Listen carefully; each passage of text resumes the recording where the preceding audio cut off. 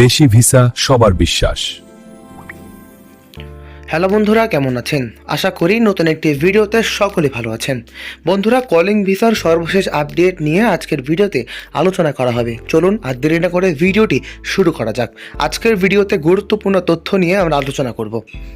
আসসালামু আলাইকুম বন্ধুরা, প্রিয় প্রবাসী ভাই বোনেরা, সবাইকে জানাচ্ছি স্বাগতম। আজকের ভিডিওতে আলোচনা করব তারেক রহমান মালয়েশিয়া সফর এবং কলিং ভিসার সর্বশেষ অবস্থা এবং মেডিকেল নিয়ে নতুন আলোচনা এবং মালয়েশিয়ার শ্রমবাজার কবে খুলতে পারে, এইসব বিষয় নিয়ে আলোচনা করা হবে। সাম্প্রতিক বাংলাদেশ এবং মালয়েশিয়ার মধ্যে শ্রমবাজার নিয়ে আলোচনা আরও জোরদার হয়েছে।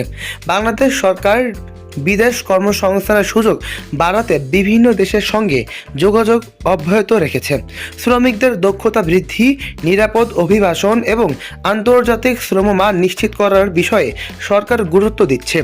এদিকে অনেক প্রশ্ন করছেন, মালয়েশিয়া কলিং ভিসা কবে থেকে খুলতে চলেছে? সত্যি কথা, বর্তমানে বিভিন্ন মহলে ইতিবাচক আলোচনা চললেও এখন পর্যন্ত মালয়েশিয়া সরকার বা বাংলাদেশের সংশ্লিষ্ট কর্তৃপক্ষ কলিং ভিসা সম্পূর্ণভাবে চালুর নির্দিষ্ট তারিখ ঘোষণা করেনি। তাই সামাজিক যোগাযোগের মাধ্যম, গুজব বা ভুয়া খবর বিশ্বাস না করেই সরকারি ঘোষণার অপেক্ষা করাই সবচেয়ে বড় নিরাপদ বিষয়। অনেকেই মেডিকেল নিয়ে জানতে চাচ্ছেন। বিভিন্ন রিক্রুট এজেন্সি এবং আবেদনকারীদের মধ্যে মেডিকেল প্রস্তুতির কথা শোনা যাচ্ছে। তবে মনে রাখবেন, মেডিকেল প্রক্রিয়া শুরু হওয়া বা প্রস্তুতি নেওয়া মানেই সবার জন্য কলিং ভিসা আনুষ্ঠানিকভাবে চালু হয়ে গিয়েছে এমনটি নিশ্চিত নয়।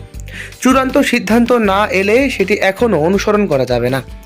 বর্তমান তারেক রহমান নেতৃত্বে বর্তমান সরকার আন্তর্জাতিক শ্রমবাজার সম্প্রসারণ এবং প্রবাসী কর্মীদের অধিকার এবং নতুন কর্মসংস্থান সুযোগ তৈরিতে গুরুত্ব দিচ্ছে।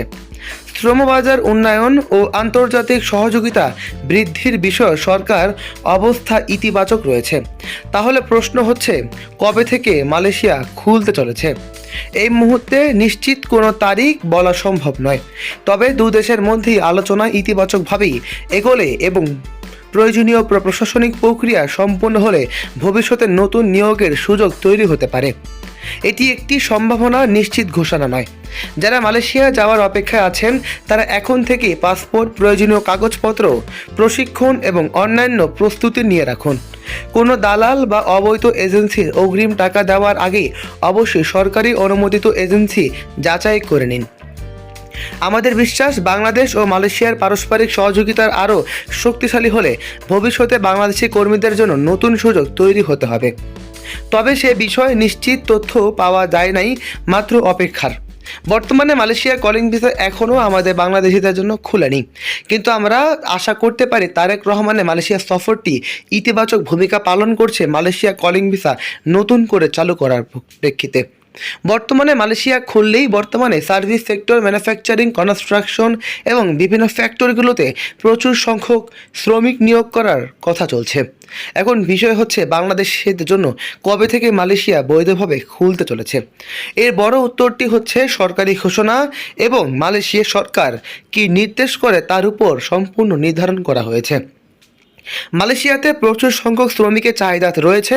সেই চাহিদা পূরণ করার জন্য তারা বাংলাদেশ এবং পাকিস্তান, ভিয়েতনাম সহ বিভিন্ন দেশ থেকে প্রচুর সংখ্যক শ্রমিক কিন্তু নিয়োগ করার পরিকল্পনা করছে। তাই বন্ধুরা, যারা মালয়েশিয়াতে যাওয়ার জন্য আগ্রহী তারা অবশ্যই দেশি ভিসা চ্যানেলটি সাবস্ক্রাইব করে রাখেন, কারণ এই চ্যানেলে প্রতিনিয়তই মালয়েশিয়ার 100% গ্রান্টেড ভিসার ইনফরমেটিভ ভিডিওগুলো সবার আগে আপলোড করা হয়। বন্ধুরা, যারা চ্যানেলটি সাবস্ক্রাইব করেননি তারা সাবস্ক্রাইব করুন। আজ এ পর্যন্তই। ভালো থাকবেন এবং সুস্থ থাকবেন।